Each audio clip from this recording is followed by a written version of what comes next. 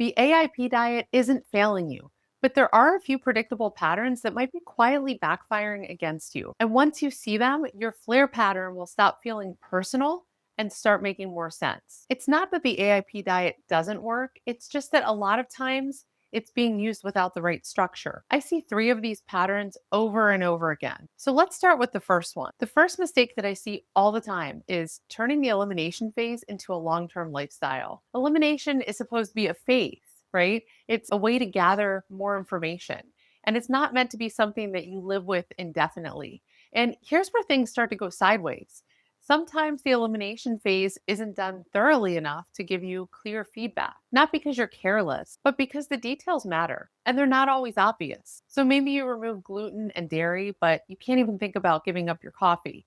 And maybe you eliminate grains, but you don't realize that certain sauces and seasonings or restaurant meals actually contain hidden ingredients. Maybe you're eating out regularly and assuming that something is compliant with the elimination phase without really knowing how it was prepared. Or maybe you eliminate some of the categories, but not all of the categories that the AIP diet actually calls for. And when these things happen, the results tend to get blurry. And when the results are blurry, you can't really tell whether the diet is helping you, hurting you, or just really doing nothing at all. Now, on the other side of this, there are women who actually follow the elimination phase to a T. They follow it absolutely correctly. They remove all of the foods. They carefully read the labels.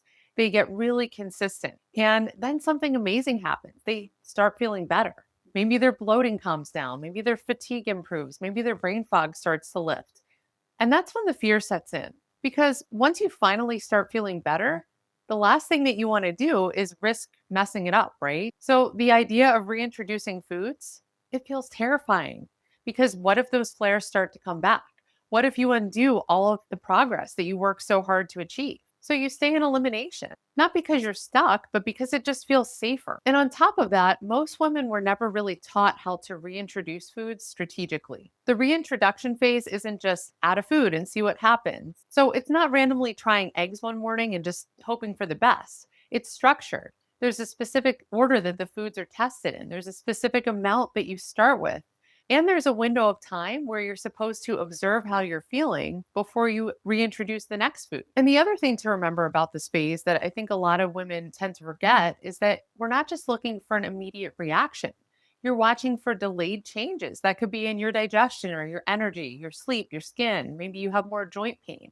And if you don't really know what you're looking for or how long to watch for those symptoms or when to add the next food, it can feel really overwhelming really quickly. And you feel like you might do it wrong and sabotage yourself. So instead, you try to play it safe. You stay where things are stable. But here's the part that really matters. If you never take that step and move into the reintroduction phase, then you never actually finish the whole process.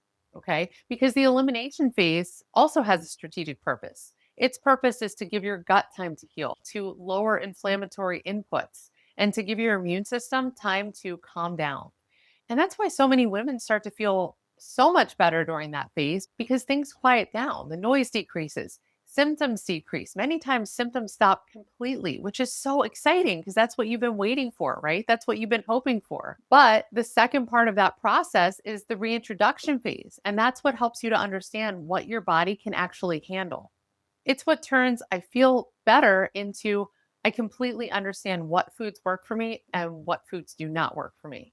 And without that step, then you get stuck in this kind of in between place. You've improved, but you're not 100% confident. You're functioning, but you're constantly scanning for something that might go wrong. You're eating safe, but your world keeps getting smaller. And over time, if you stay in elimination for too long, like I've talked to some women who have tried to stay in elimination for years, it can start to feel really heavy. And that's because it gets socially restrictive.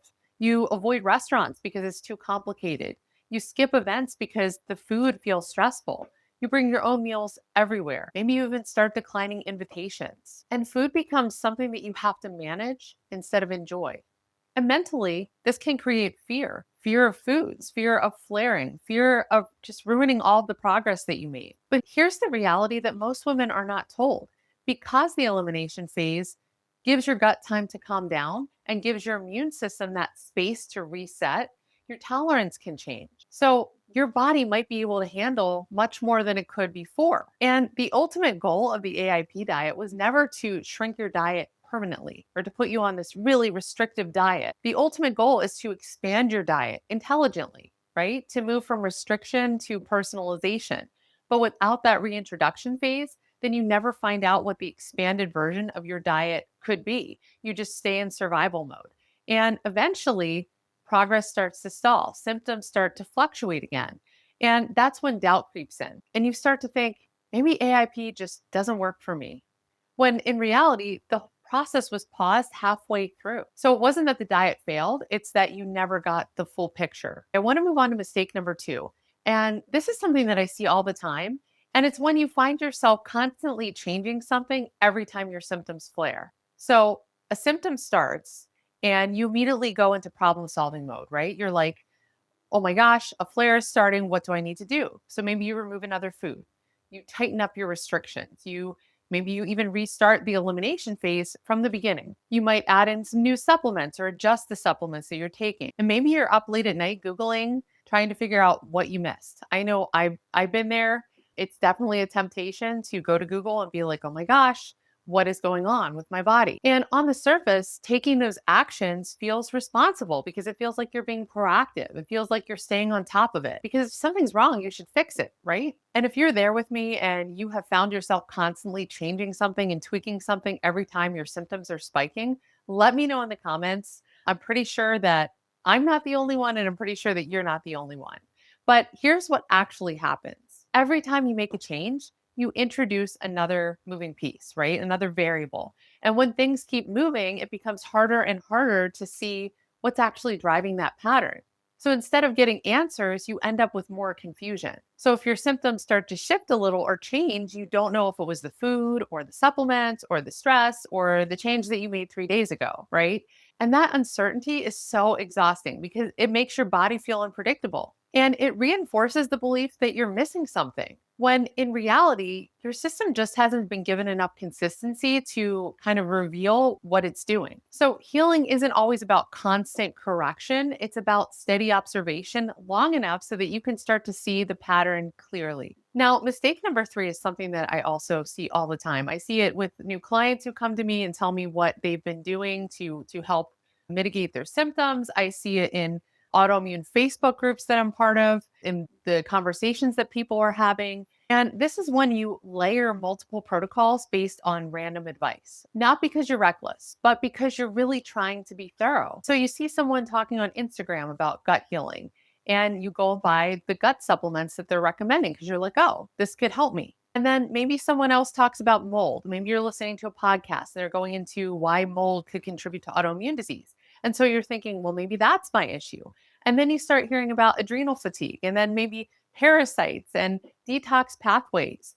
And every one of these things sounds like it could be causing your problems, right? It sounds like a viable reason behind why you're having all of these problems. Because when you're dealing with symptoms day in and day out, everything starts to feel like it could be the missing piece. So you add another supplement or another restriction or another protocol. And pretty soon you're taking 6 different things that were never designed to work together. And on top of that, you're still having more symptoms and you're not really seeing any big improvement. And it's not because these protocols and supplements are necessarily bad, but it's because they're not personalized for you and for your unique situation and your unique body. And so what happens is this costs you money, it costs you mental energy, it adds more variables, and it adds stress to a system that's already overwhelmed. On the other hand, you might start to feel a small improvement, but it's hard to know what actually made the difference. Was it that supplement that you added? Was it a diet tweak? Was it your stress level that week? And again, I'm not saying that you're doing anything wrong, but because you're not using a clear structure to guide what gets added and when, everything starts to blur together. And also, just because something works for someone else doesn't mean that that's what your immune system needs right now. Autoimmune healing isn't just about collecting protocols, it's about sequencing the right interventions based on your specific patterns. And without that filter, you can spend months and maybe even years trying things that were never the right next step for you. And if you've recognized yourself in any of these examples, it's not that you can't heal. It's a sign that you've been trying to use powerful tools without a clear system around them. In the next video, I want to zoom out and show you what actually happens when food and gut health and immune load and stress are all addressed together in the right order. Because when you see how those pieces connect, your experience starts to make a lot more sense. See you in the next one.